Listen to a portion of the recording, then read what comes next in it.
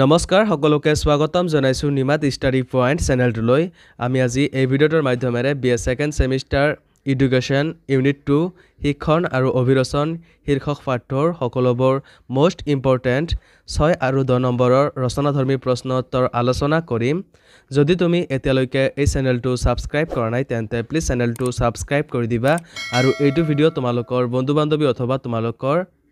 এডুকেশ্যনৰ WhatsApp গ্ৰুপত share কৰি দিবা মৰমৰ ছাত্ৰ-ছাত্ৰীসকল এইটো ভিডিঅ'ৰ ডেছক্ৰিপশ্যনত BA সেকেন্ড সেমিষ্টাৰ এডুকেশ্যনৰ সকলো ইউনিটৰ ভিডিঅ'ৰ প্লেলিষ্টৰ লগতে PDFৰ লিংক দিয়া আছে তাত ক্লিক কৰি তোমালোকে PDFটো ডাউনলোড কৰি লৈ ল'বা তাত সকলো ইউনিটৰ প্ৰশ্ন উত্তৰসমূহ বিশদভাৱে আলোচনা কৰা হৈছে সবলা তেন্তে বেছি পলম নকৰি আজিৰ ভিডিঅ'টো আমি আৰম্ভ কৰোঁ কোৱেশ্চন নম্বৰ 1 শিক্ষণ সম্পৰ্কত মনোবিজ্ঞানীসকলে আগবঢ়োৱা সংজ্ঞাসমূহ উল্লেখ কৰা এনসাৰ শিক্ষণ সম্পৰ্কত মনোবিজ্ঞানীসকলে আগবঢ়োৱা উল্লেখযোগ্য সংজ্ঞাসমূহ হ'ল মনোবিজ্ঞানী গেটছৰ মতে শিক্ষণ হৈছে অভিজ্ঞতা আৰু প্ৰশিক্ষণৰ যোগেদি কৰা আচৰণৰ সংশোধন কাৰ্য গিলফৰ্ডৰ মতে আচৰণৰ পৰিণতি স্বৰূপে পৰৱৰ্তী আচৰণৰ যিকোনো পৰিৱৰ্তনেই হৈছে শিক্ষণ মনোবিদ কলভিনৰ মতে অভিজ্ঞতাৰ যোগেদি জীৱনৰ প্ৰতিক্ৰিয়া সংশোধন কৰি তোলাই হৈছে শিক্ষণ মনোবিদ উদাৰ্থৰ মতে যিকোনো ক্ৰিয়াকেই শিক্ষণ বুলিব পাৰি যি ব্যক্তিৰ ভাল বেয়া যিকোনো দিশতেই বিকাশ আনিব পাৰে আৰু তেওঁৰ আচৰণ আৰু অভিজ্ঞতা আগতকৈ পৃথক কৰি তুলিব পাৰে স্কিনাৰৰ মতে অভ্যাস জ্ঞান আৰু মনোভংগীৰ আয়ত্তকৰণ আৰু সংৰক্ষণেই হ'ল শিক্ষণ এৰিকছনৰ মতে শিক্ষণ হৈছে এক প্ৰক্ৰিয়া যি আমাৰ কাৰ্যদক্ষতা বৃদ্ধি কৰে আৰু সমাযোজন সাধন কৰে ক্ৰ' আৰু ক্ৰ'ৰ মতে শিক্ষণ হৈছে জ্ঞান অভ্যাস আৰু মনোভাৱ আহৰণৰ প্ৰক্ৰিয়া মানৰ মতে শিক্ষণ মানে আচৰণ আৰু অভিজ্ঞতাৰ সংশোধন এ পিলৰ মতে শিক্ষণ হৈছে পৰিৱেশৰ পৰিৱৰ্তনৰ ওপৰত নিৰ্ভৰ কৰি হোৱা ব্যক্তিৰ পৰিৱৰ্তন জিএ কিম্বলৰ মতে শিক্ষণ হৈছে অনুশীলনৰ ফলত ঘটা কম বা বেছি পৰিমাণে আচৰণৰ স্থায়ী পৰিৱৰ্তন কোৱেশ্চন নম্বৰ 2 প্ৰচেষ্টা আৰু ভুল পদ্ধতিৰ সবলতাৰ আৰু দুৰ্বলতাৰ দিশসমূহ বৰ্ণনা কৰা এনসাৰ প্ৰচেষ্টা আৰু ভুল শিক্ষণ পদ্ধতিৰ সবলতাৰ দিশসমূহ হ'ল ক কামৰ মাজেদি শিক্ষা গ্ৰহণৰ যুক্তিযুক্ততাক এই পদ্ধতিয়ে প্ৰমাণ কৰি তোলে খ এই পদ্ধতিৰ প্ৰয়োগৰ যোগেদি ব্যক্তিৰ সজ অভ্যাস গঠন আৰু বদ অভ্যাস গুচাব পাৰি গ বৌদ্ধিকভাৱে নিম্নমানৰ ল'ৰা ছোৱালীৰ বাবে এই শিক্ষণ পদ্ধতি অধিক ফলপ্ৰদ হয় খ মণ্টেছৰী আৰু অন্যান্য শিশু শিক্ষা পদ্ধতিত এই শিক্ষক পদ্ধতিকেই কাৰ্যকৰী কৰি তোলা হয় ঙ শিশুৰ বাল্যকালৰ শিক্ষা আৰু পৰিৱেশত কৰা সমাযোজন কাৰ্য এই পদ্ধতিৰ যোগে সংঘটিত হৈ উঠে প্ৰথম এই পদ্ধতিৰ সৰ্বসাধাৰণ লোকক দৈনন্দিন জীৱনৰ সমস্যা সমাধান সম্পৰ্কীয় জ্ঞান প্ৰদান কৰিব পাৰি প্ৰচেষ্টা আৰু ভুল শিক্ষণ পদ্ধতিৰ দুৰ্বলতাসমূহ হ'ল ক উচ্চ বুদ্ধিসম্পন্ন ছাত্ৰ-ছাত্ৰীৰ বাবে এই পদ্ধতি উৎসাহজনক নহয় খ ই এক যান্ত্ৰিক পদ্ধতি যাৰ মূল মন্ত্ৰ হৈছে পুনৰাবৃত্তি আৰু অভ্যাস গঠন গ এই পদ্ধতি শিক্ষাৰ নিম্ন পৰ্যায়ৰ বাবেহে কাৰ্যকৰী উচ্চ পৰ্যায়ৰ বাবে কাৰ্যকৰী নহয় খ এই পদ্ধতিত ছাত্ৰ-ছাত্ৰীৰ চিন্তা যুক্তি বুদ্ধি নিৰীক্ষণ ক্ষমতা আদি প্ৰয়োগৰ সুবিধা নাথাকে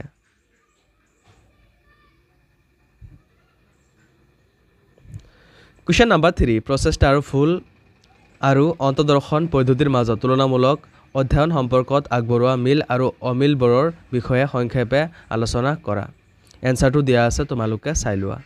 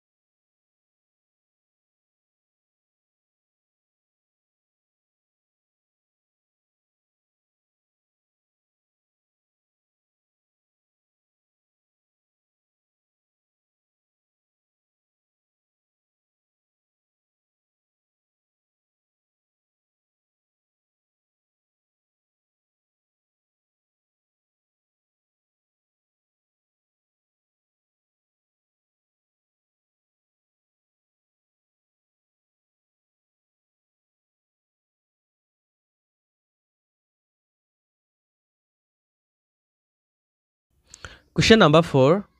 শিক্ষণত অভিৰচনৰ ভূমিকাসমূহ বৰ্ণনা কৰা। এনসাৰটো দিয়া আছে তোমালোকে চাই লোৱা।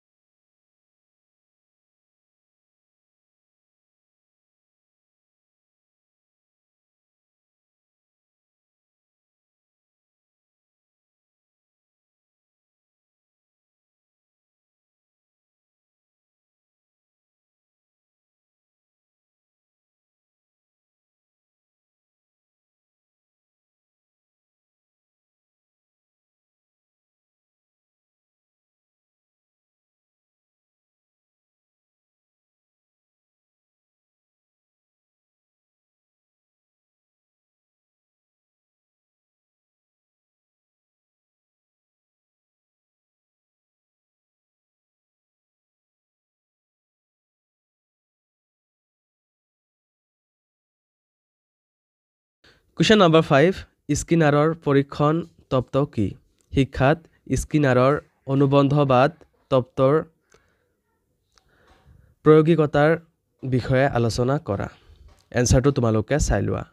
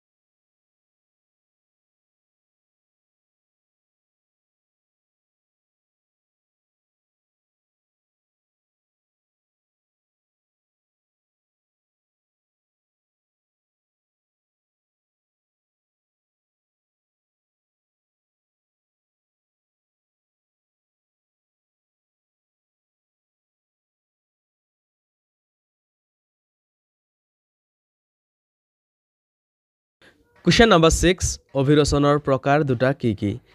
এই দুই প্ৰকাৰৰ অভিৰচনৰ বিষয়ে সংক্ষেপে আলোচনা কৰা। এনসাৰটো তোমালোকে চাই লোৱা।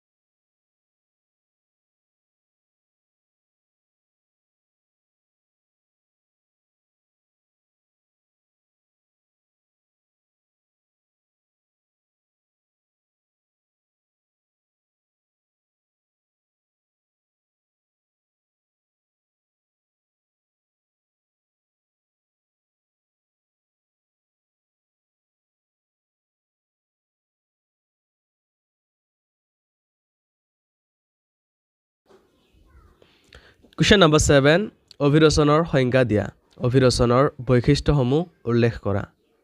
এনসাৰটো তোমালোকে চাই লোৱা।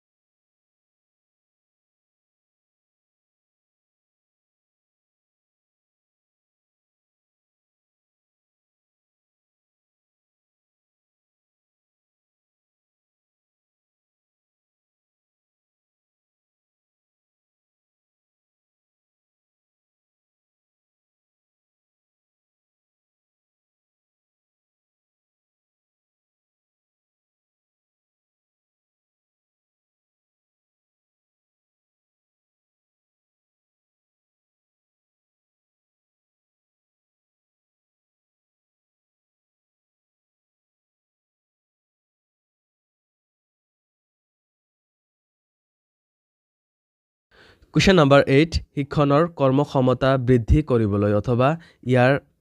সুফল লাভ কৰিবলৈ বিশেষ শিক্ষণৰ কৰ্মক্ষমতাসমূহ ব্যাখ্যা কৰা এনসাৰটো তোমালোকে চাই লোৱা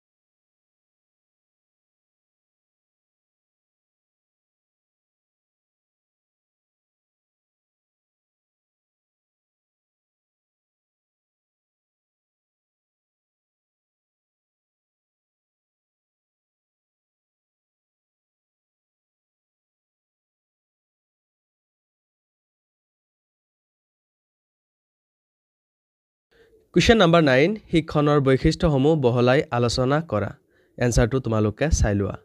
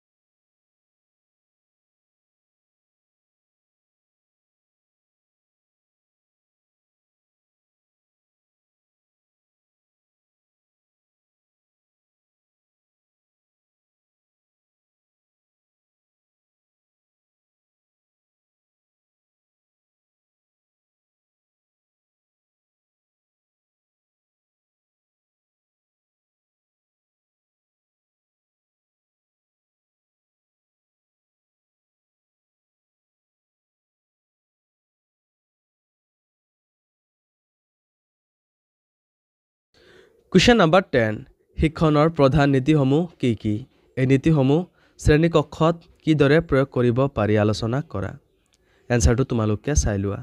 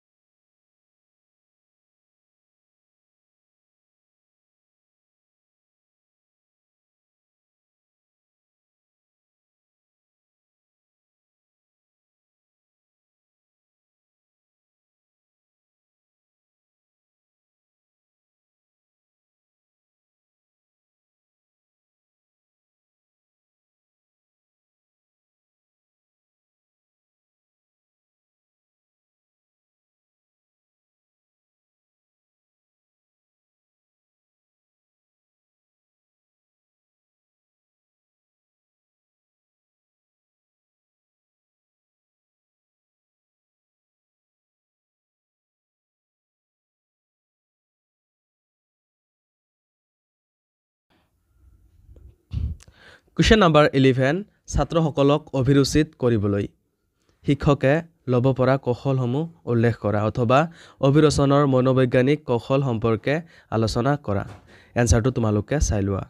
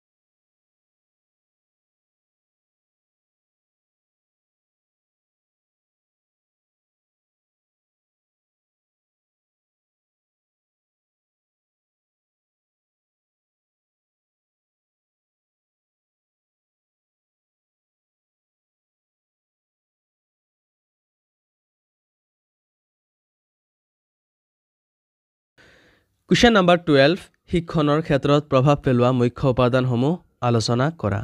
এনসাৰটো তোমালোকে চাই লোৱা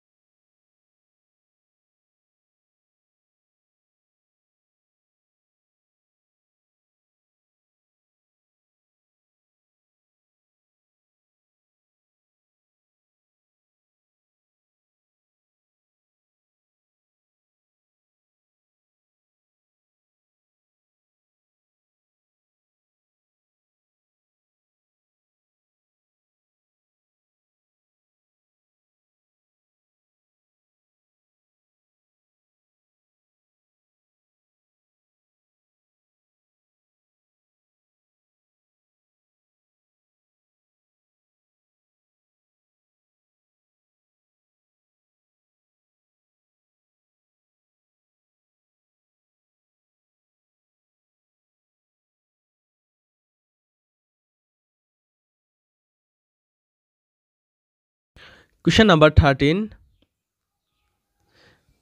পেভলভে শিক্ষা প্ৰক্ৰিয়াৰ ওপৰত চলোৱা পৰীক্ষাৰ বিষয়ে আলোচনা কৰা অথবা অনুবন্ধনৰ দ্বাৰা শিক্ষণ বুলিলে কি বুজায়? পেভলভৰ অনুবন্ধিত প্ৰতিক্ৰিয়া তত্ত্বৰ শৈক্ষিক তাৎপৰ্যৰ বিষয়ে চমুকৈ লিখা। এনসাৰটো তোমালোকে চাই লোৱা।